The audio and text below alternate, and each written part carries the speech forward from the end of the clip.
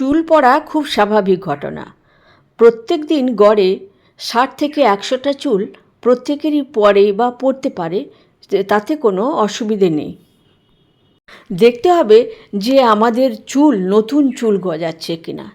কিন্তু বর্ষাকালে অতিরিক্ত চুল পড়তে আরম্ভ করে, যে এমন চুল পড়তে আরম্ভ করে যে বর্ষার শেষে দেখা যায় যে মাথায় প্রায় টাক পড়ে যাওয়ার মতন অবস্থা তৈরি হয়। আজকে আমরা এই অতিরিক্ত চুল পড়া এবং কী করে তা প্রতিরোধ করব সেই নিয়ে আলোচনা করব।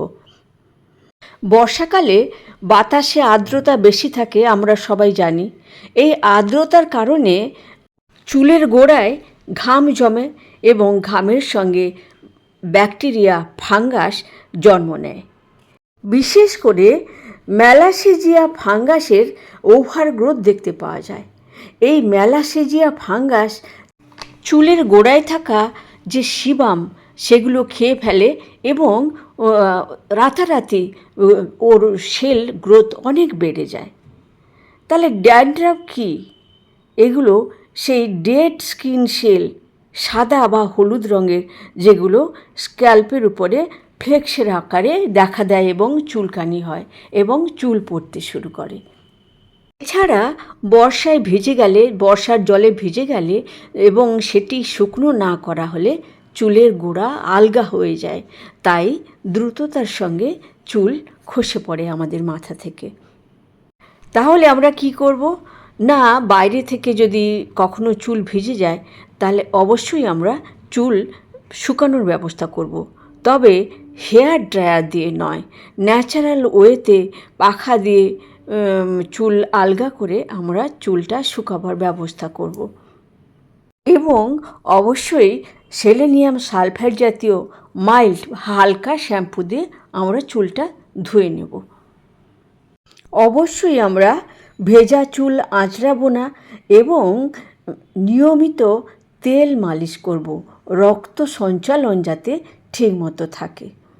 অনেকেই আমরা তেল মালিশ করতে চাই না চুলে, কিন্তু নারকেল তেল, খাঁটি নারকেল তেলের সঙ্গে ক্যাস্টর অয়েল মিশিয়ে বা olive oil, rosemary oil, almond oil, এগুলো যদি আমরা প্রতিনিয়ত হালকা গরম করে স্ক্যাল্পে 5 থেকে 10 মিনিট ম্যাসাজ করি, তাহলে রক্ত সঞ্চালন বাড়ে এবং চুলের গোড়া মজবুত হয়, চুল পড়া প্রতিরোধ করে। এছাড়া খুশকি দূর করার জন্য আমরা একটি পেঁয়াজের রস বের করে তার সঙ্গে rosemary essential oil, argan oil ইত্যাদি মিশিয়ে চুলের গোড়ায় তুলো বা হাতের সাহায্যে লাগিয়ে ম্যাসেজ করব স্নানের 1-2 ঘন্টা আগে, কিংবা স্প্রেয়ারের সাহায্যে চুলের গোড়ায় যখন তখন স্প্রে করতে পারে। এই এসেন্সিয়াল অয়েলগুলো কী করে? পেঁয়াজের উগ্রগন্ধের জন্য যে অস্বস্তিকর পরিস্থিতি তৈরি হয় সেগুলো আর হবে না। আমরা পেঁয়াজের রস, অ্যালোভেরা জুস, নারকেল তেল, আমন্ড তেল, অলিভ তেল স্নানের 1-2 ঘন্টা আগে মেখে মাইল্ড শ্যাম্পু দিয়ে যদি ধুয়ে নিই তাহলে কিন্তু বিশেষভাবে উপকৃত হব।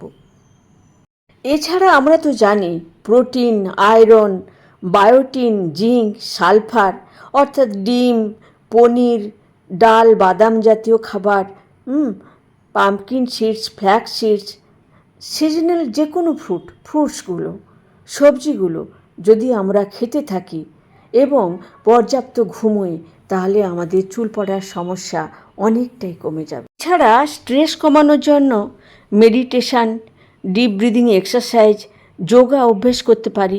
বর্ষাকালে চুল পড়ার সমস্যা নিয়ে আমরা আলোচনা করলাম, কিন্তু chemotherapy, radiation therapy, hormonal imbalance, থাইরয়েডের প্রবলেম, অ্যানিমিয়ার সমস্যা এবং হাই ব্লাড প্রেশার ইত্যাদি কারণে যে ওষুধপত্র খাওয়া হয় তার জন্যও চুল পড়তে পারে।